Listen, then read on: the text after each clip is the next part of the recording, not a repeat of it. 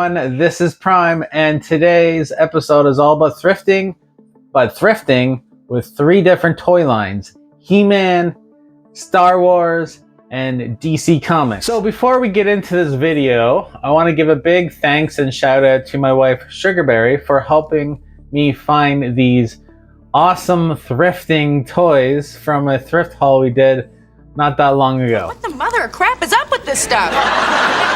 The first finding in this toy haul comes from the year 1982 from Mattel, from the Masters of the Universe toy line, Mer-Man. Mer-Man first appeared on the Masters of the Universe animated TV series in the 1980s to sell the toys for the toy line, right? And then he also appeared in the 2002 animated series and the Revelations Netflix series that came out more recently. A little bit about Mer-Man. Mer-Man, like He-Man and Skeletor and all the Masters of the Universe related to He-Man is concerned, all live on Eternia. And Mer-Man is the #1 henchman for Skeletor, other than Beastman. Now, Mer-Man is from the water. If you're a Marvel or DC fan, similar to Aquaman or Namor, but he's the evil version of them, basically, because he works for Skeletor.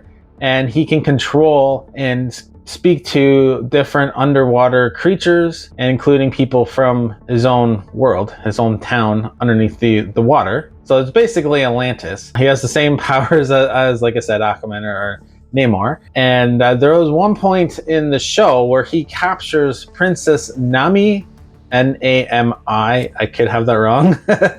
And he also stole the Pearl of Power, which got returned to the rightful owners, and the princess was found by He-Man.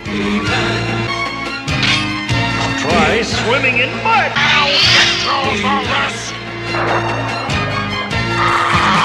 Back in 1982, there was 2 different versions of Mer-Man in the first series of the Masters of the Universe toy line. And there was this version, which he would have came just like this, and he had also a yellow belt. And then there was another version that was just like this, but he had a green belt. And both of them would have came with a mini comic as well, like any of the other He-Man toys. A little bit about this toy. At first look, he's in good shape, but not really. Like a lot of the He-Man toys, their legs aren't that great, but this guy here, his leg moves like this. You can't really stand him up. When I do have him stand, like when he is standing on the shelf, he has to be usually leaning on something in the background or in the front, because he can't actually stand on his own because how wobbly his legs are.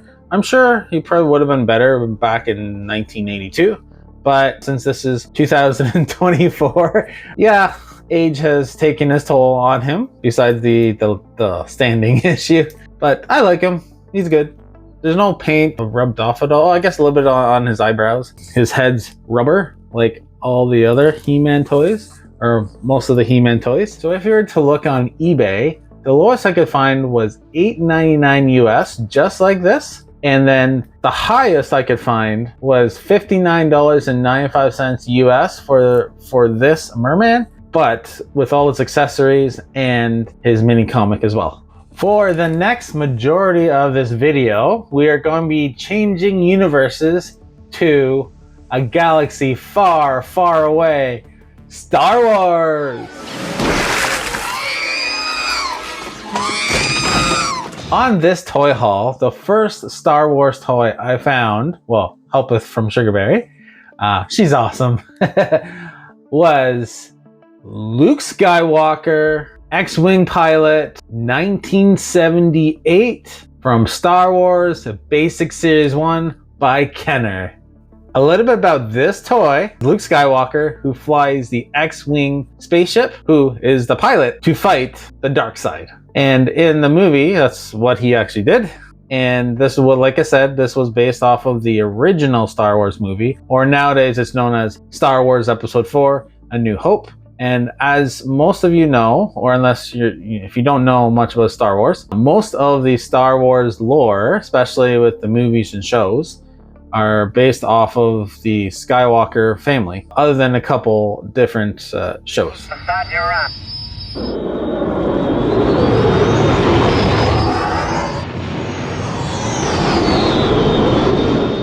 Back in 1978, if you would have got him in toy, he would have came with a gun. Now, a little bit about this toy that I have in my hand. He's not bad shape. He could be better.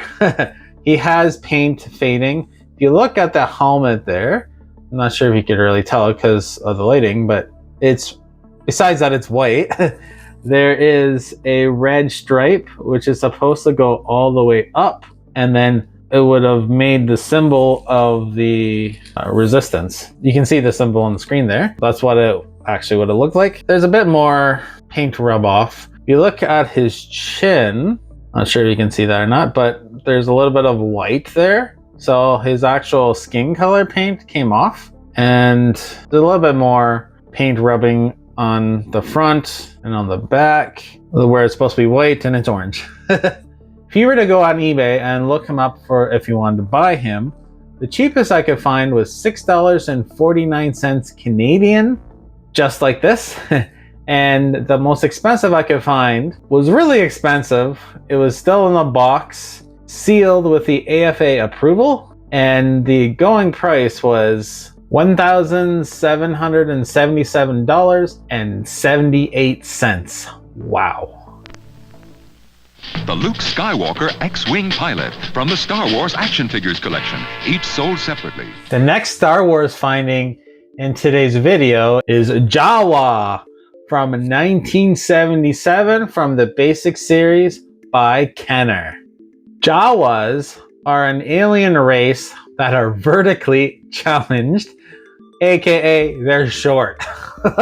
They're really short. If you compare any Star Wars figure, they're half their size. Here, wait 1 second. Luke Skywalker, Jawa, look at the size. Like, just look at that.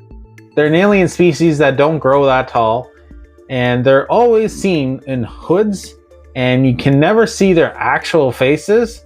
It's always black with yellow eyes shining from a distance. So they're kind of creepy looking, especially if it's dark outside. Yeah, and like I said, he was based off of the original movie that came in 1977, which the toy is from the basic series, which also came from 1977 as well.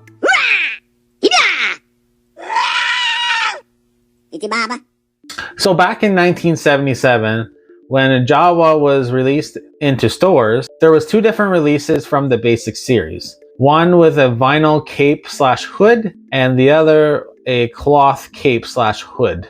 I'm not really sure which one this is. Either version would also came with a gun as well. Now this toy, for being he was from 1977, he's in awesome shape. Like, look at him, just look at him. The paint's all there. There's no loss of paint. He looks like you would have bought him like 2017.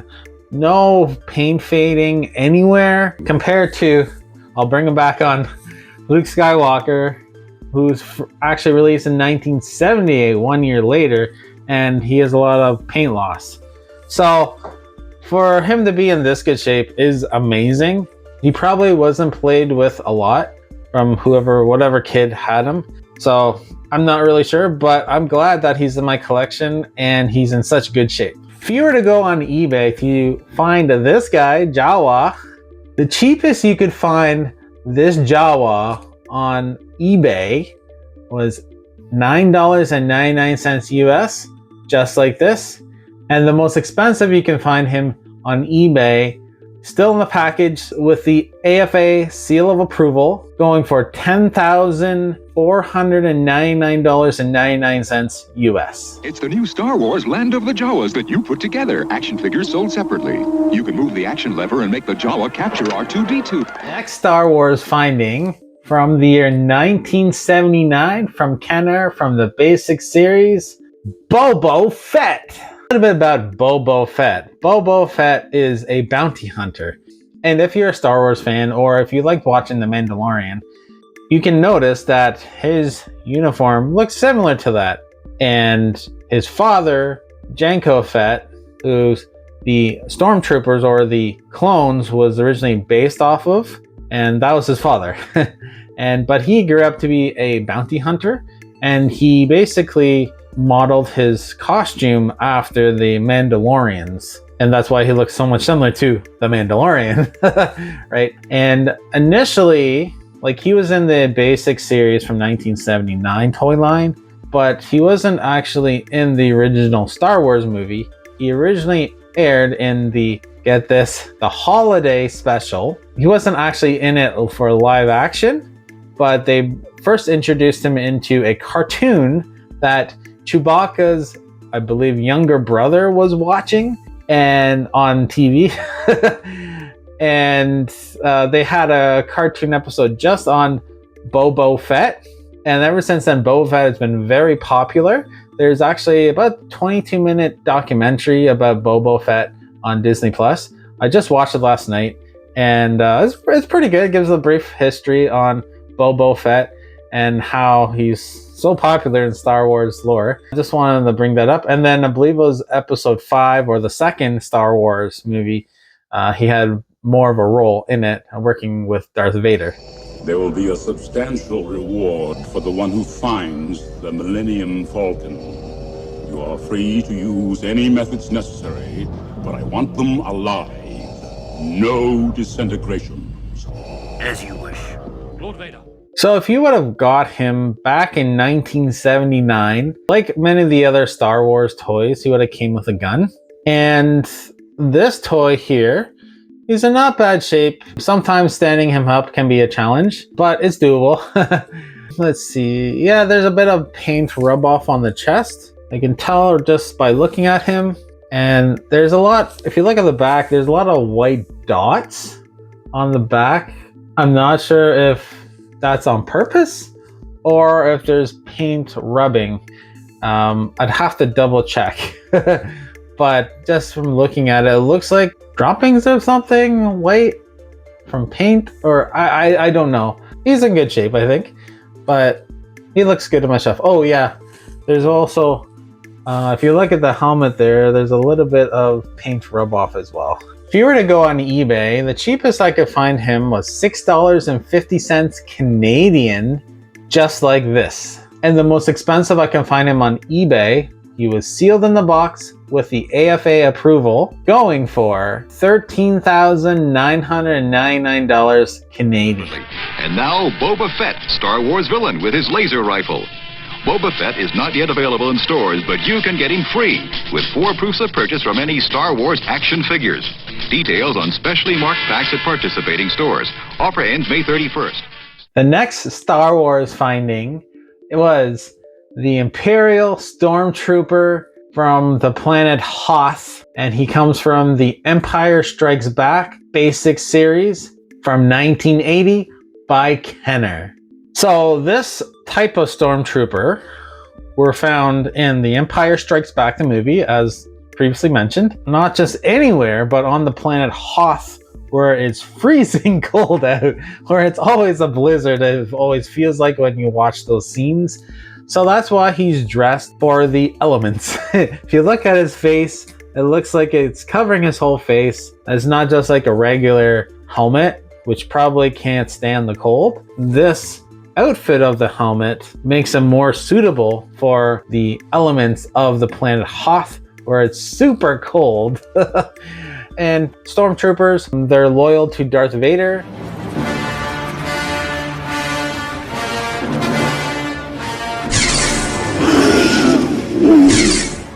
Back in 1980, if you would have purchased this Stormtrooper, you would have came just like this, but with a gun as well, like other Star Wars toys. This one, he's in not bad shape. His arms and I think his legs are kind of color faded because he's from 1980. The whiteness has kind of went yellow a bit. Besides that, he's still in good shape. I think there's like a little paint loss at the back, but being from 1980, I guess his eyes are kind of faded out too. But yeah, still good. When looking on eBay, the cheapest I could find him was $4.99 US, just like this. And most expensive I could find, not AFA sealed, but is brand new, was $1,087. The next Star Wars toy finding in this toy haul comes from also The Empire Strikes Back from the year 1982 by Kenner from the Creatures series of toys, Hoth Wampa. Hoth Wampa is a native creature from the Hoth planet of snow.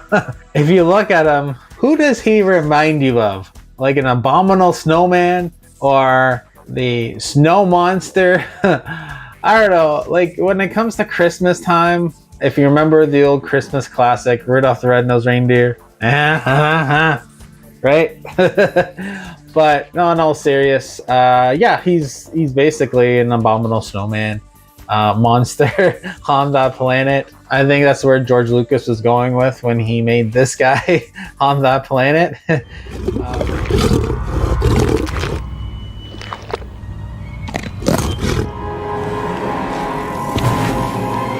If you were to go to the store and buy him in 1982, he would have came just like this, no accessories. Obviously, it's in the box. So a little bit about this toy. He's in not bad shape. Most of his body, his colors are fading. A lot of toys that are white, over time they go kind of yellow-ish, which happened to this guy other than his legs. His legs are still white, but the top part of his body, it does have a yellow tinge to it. And I find it cool that you can move his horns up and down. I'm not sure if that actually happened in the movie or not, but it's a cool feature, and his arms do come up like this, and it scares away all the stormtroopers and other guys, right? The cheapest I could find him on eBay, in the box but opened, is about $109 US. And the most expensive I could find him, which was sealed in the box with the AFA seal of approval, was $1,699.99 US. Easy, Tauntaun. What is it? Wampa! Wampa! New Tauntaun, Wampa, and action figures, each sold separately. Han Solo! Help! Oh no! It's got Luke! Wampa! Watch it, Tauntaun! Gotcha! New Tauntaun comes with an open belly rescue feature. You'll be okay, Luke, as soon as I chase away that thing. Wampa! Wampa! New Tauntaun and Hoth Wampa and other action figures, each sold separately from Kenner's Star Wars, The Empire Strikes Back collection. The next toy coming from the year 1983 from the movie Star Wars, The Return of the Jedi, or also known now as Episode 6, Bib Fortuna. And if you're not a hardcore Star Wars fan, you'll be like, who the heck is Bib Fortuna? Yeah, so he actually first got his start in the third movie, or Episode 6, The Return of the Jedi. He worked for Jabba the Hutt, and he worked in his palace, and he did mainly all the office administration stuff for it, but he worked for Jabba the Hutt. And eventually, in the Star Wars lore, after Jabba the Hutt dies, he basically takes over his criminal empire and becomes a Star Wars crime boss. A gift? Gift? What gift? They Jabba no bother. So a little bit about this toy. If you were to get him back in 1983, he pretty much comes just the way he is now. I don't believe he came with a gun, since he wasn't a gun shooting guy. But in toy, he never had a gun that I'm aware of. And he does come with this chest piece. If you look at the back, you can take it off. I haven't. And his head doesn't actually turn because, I don't know what you call it, tentacles or from his head wraps around his whole body. So you can't really turn his head at all. And I believe in Star Wars, he does, after a while, does get really fat. From skinny to fat. This is the skinny version of him. But basically, once he becomes new Jabba the Hutt, he basically starts to look like Jabba the Hutt. Looking at him, he's in pretty good shape for being from 1983. Other than, like I said, the head doesn't turn. But I don't really see any paint loss at all on the toy. When looking on eBay, the cheapest I could find Bib Fortuna is 99 cents US. or the most expensive was between $600 and $700 US. And that auction, I believe he was brand new in the package with the AFA seal of approval. Not as much as the other guys because, well, most people don't even remember him, or if they do remember him, it's hard to remember what his name was. So he wasn't that big of a character. The next Star Wars finding from the year 1983 from Kenner, from The Return of the Jedi, Lando, Skiff Guard disguise. So Lando in the Star Wars lore, and he was initially a mercenary who later comes in contact with Han Solo in the movie Solo. And at first they were against each other, but then they end up working together. And in the original trilogy, he had a deal with Darth Vader, and Darth Vader went back on his word, and he ended up rescuing Han Solo, and they joined forces. Now this toy that it's based off of, in the Return of the Jedi, he dressed up as a Skiff guard, and the Skiff guard is the type of guard that he was impersonating to get to where he was going in the movie, right? So, and the actual toy itself, when it came out in 1983, he would have came with a Skiff guard helmet and a gray gun. So a little bit about this toy, especially because he's from 1983, I really don't see any paint loss at all. He's in really good shape. I can't really complain. Well, I guess his legs are a little bit stiff. Besides that, I'm surprised. I guess whoever had him didn't play with Lando that much, I guess. I don't know. But I'm glad that he's in good shape, and I'm glad he's in my collection. As like the others, if you're looking on eBay, the cheapest I could find him, just like this, was $199 US. And the most expensive I could find him was sealed in the package with the AFA approval, going for $619.99 US. The rebels won't tire till they see the last of the Empire, and Kenner's there with Star Wars Return of the Jedi collection. I'm gonna feed you to Sarlacc pits, Skywalker. Klaatu, Weequay, Luke Skywalker, and Lando Calrissian, each sold separately. Prepare the plank, Weequay. Surprise, surprise, I'm Lando in disguise. Let's get out of here, Luke. Whoa, the plank is falling. Help! Klaatu, Weequay, Luke Skywalker, and Lando Calrissian action figures, each sold separately from Kenner's Star Wars Return of the Jedi collection. And the last Star Wars finding in this toy haul also comes from the year 1983 from Kenner, from the basic series of The Return of the Jedi, Luke Skywalker, Jedi Knight. This figure is based off of the Luke Skywalker in The Return of the Jedi when he confronts and fights his father, Darth Vader, for the last time. Boy, that was epic.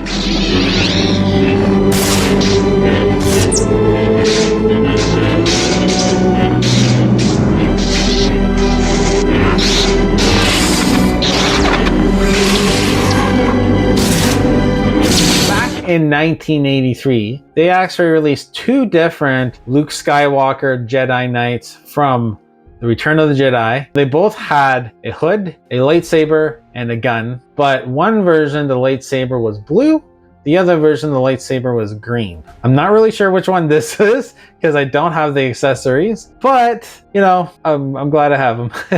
He's actually in not too bad shape, other than his face could be in better shape. Some of the paint is rubbing off of his nose and chin, and a little bit on the one side where his hairline is. But for the body of him, it's all black and there's no paint loss at all. And the limbs are good. He can stand up. I actually have a second version of him. So I have two, maybe one is of each. I'm not sure, but I am looking at selling him. If you are interested and you want to make me an offer, feel free to send me a message on Instagram or Facebook. When looking on eBay, the cheapest I could find him in the Australian market, he was going for $7.50 Australian dollars. And the most expensive I could find him, sealed in the box, no AFA seal of approval, so there's no approval on it. It's just sealed in the box, going for $1,050 US. the last toy, which is more of a small little statue. We're going to change universes and we're going to go to the world of DC. And actually, when I got him at the thrifting, he was actually still in his original box. So I'm going to do a bit of an unboxing, even though I've already unboxed him. But so you can see, Shazam! So this Shazam was released in 2008. I know it's not vintage, but I mean, give it a couple years, it'll get vintage. Another 4 years and it'll be vintage, right? I believe it's like 20 years, right? Anyway, it comes from the line from DC Superhero Collection. It is a statue, it's not like an actual toy per se. And the developer is Eaglemoss. So let's unbox this. Initially it had the tape on it. It's no longer there because I put it back in the box. So I'm gonna flip it and gonna take the packaging out.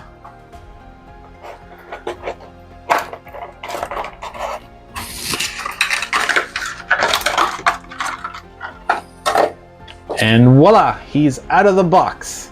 A little bit about Shazam. He actually is a little kid named Billy Batson who met a wizard who basically gave him all of his powers because of the type of character he was and how he could see his heart was true and noble, and he doesn't want to make the mistake he did before with the character Black Adam, which was played by The Rock and Black Adam. And there was 2 Shazam movies played by, oh, his name escapes me at the time, but he was from Chuck.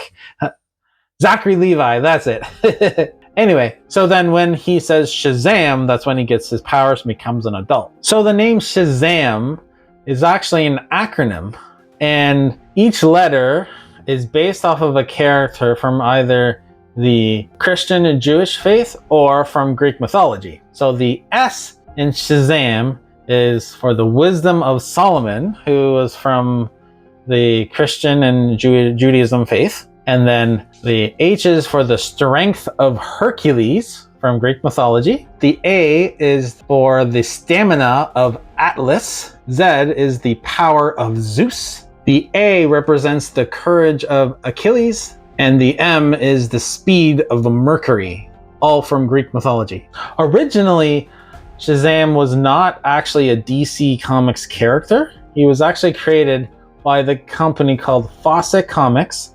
And in the comic book, he protected the city called Fawcett City. I know, original, right? In 1972, DC Comics got the rights to Shazam after a big lawsuit from the 50s with Fawcett Comics. In the original comics, Shazam was actually known as Captain Marvel. And if you're a Marvel Comics fan, you're gonna be thinking, wait, Captain Marvel? Captain Marvel is a superhero in the Marvel Comics, and true, but originally Captain Marvel was a Fawcett or DC comic character who would say Shazam to become Captain Marvel. So don't get him mixed up with Carol Danvers from the MCU or the different other versions of Captain Marvel in the Marvel Comics lore. They've been male and female, but this one, he's the original Captain Marvel from DC or Fawcett Comics. Because of the name confusion, nowadays Captain Marvel, the DC Captain Marvel, goes by the name Shazam, as we all know today. Back in 2008, if you were to buy him, he would have came with a box that I have, and he also came with a comic book as well. A little bit about my statue of Shazam. He's in pretty good shape. Oh, there's some paint missing at the very back there, and there's a couple cracks on his cape. But besides that, he's in good shape, I think. Happy to have a Shazam, my only Shazam in my whole entire collection. If you were to go on eBay to look up his price, cheapest I could find was 4.99 euros, and the most expensive I could find was $40.39 US. Shazam! Billy becomes Captain Marvel, the wisdom of Solomon, the strength of Hercules, the stamina of Atlas, the power of Zeus, the courage of Achilles, and the speed of Mercury. Well, guys, that's a wrap. Thank you for joining me as we travel through a galaxy far, far away on the planet Eternia and learning about the history of Captain Marvel and Shazam!